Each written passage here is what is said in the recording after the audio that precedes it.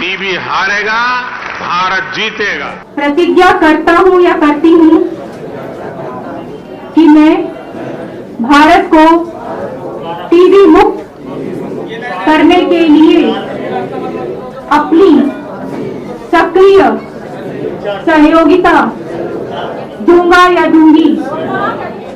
दवाइयां ठीक से ना खाई जाएं।